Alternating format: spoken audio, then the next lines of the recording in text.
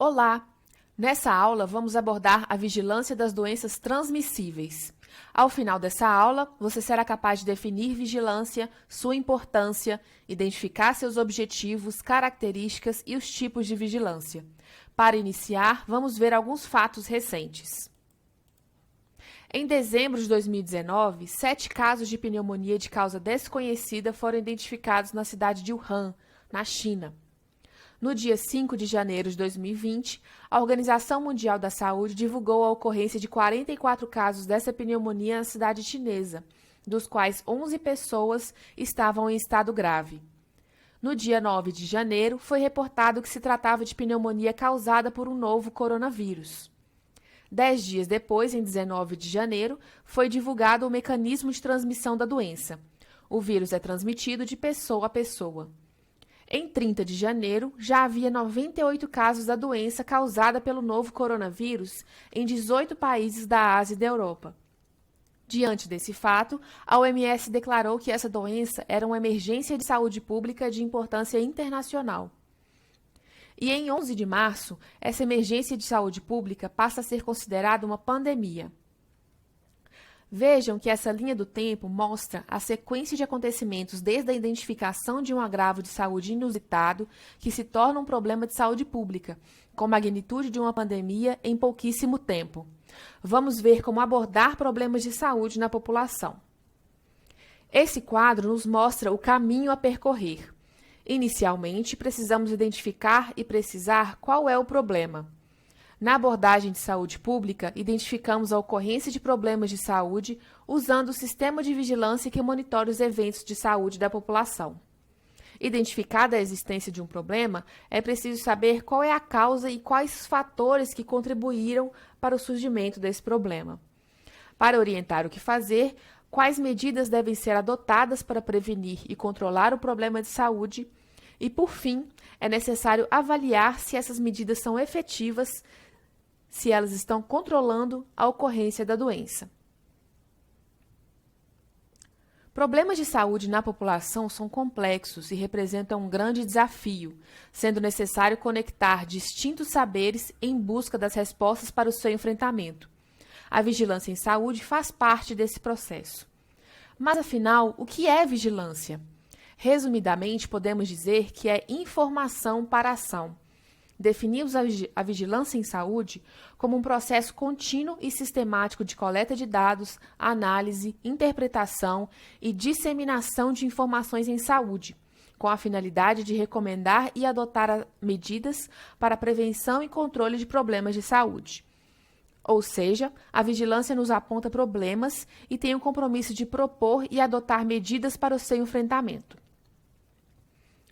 Historicamente, a vigilância se estruturou a partir das doenças transmissíveis. Mas, na medida em que outras doenças e problemas de saúde se tornaram relevantes, houve ampliação do escopo de atuação da vigilância para outros eventos de saúde, como as doenças crônicas não transmissíveis e seus fatores de risco, acidentes e violências, as doenças relacionadas ao trabalho, uso de medicamentos e eventos preveníveis, como óbito materno e óbitos em menores de 1 ano. A vigilância, portanto, tem como objetivos quantificar a ocorrência das doenças que são alvo da vigilância, identificar mudanças na sua magnitude e distribuição ao longo do tempo e os grupos mais afetados, e a vigilância deve ainda identificar se mudanças na magnitude de uma doença representam epidemias ou surtos de uma doença.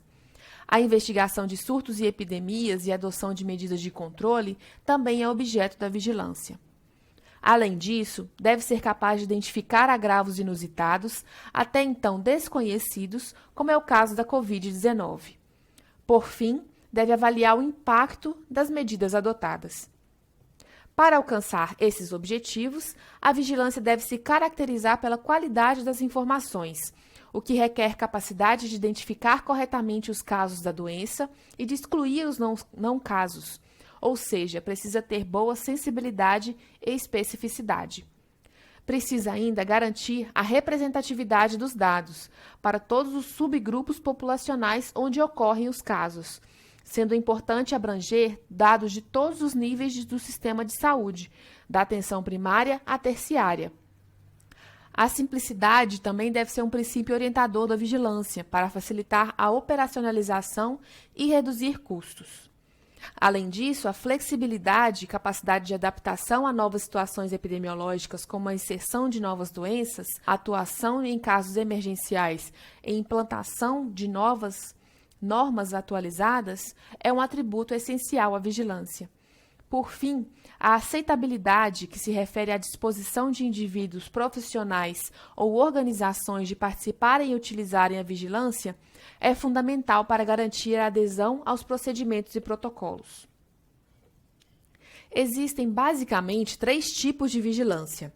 A vigilância passiva, que depende do registro de casos pelos profissionais e serviços de saúde.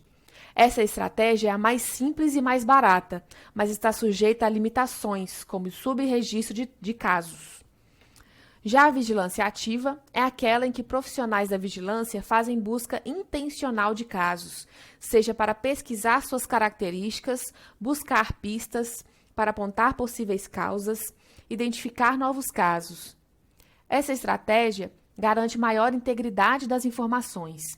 Deve ser realizada sempre que é necessária uma resposta rápida, como a ocorrência de um caso de sarampo ou um surto de uma doença. Adotamos ainda a vigilância sentinela, quando não é necessário conhecer todos os casos. Em algumas situações, conhecer apenas um subconjunto deles já é suficiente para fornecer informações necessárias. É o que ocorre na vigilância da síndrome gripal, por exemplo.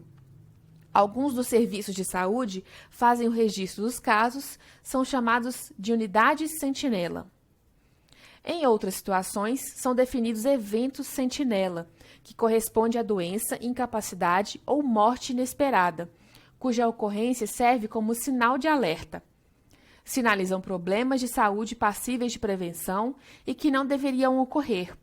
É o caso dos óbitos em menores de 1 ano. Bem, finalizamos a primeira aula. Agora que tal uma pausa de 5 minutos?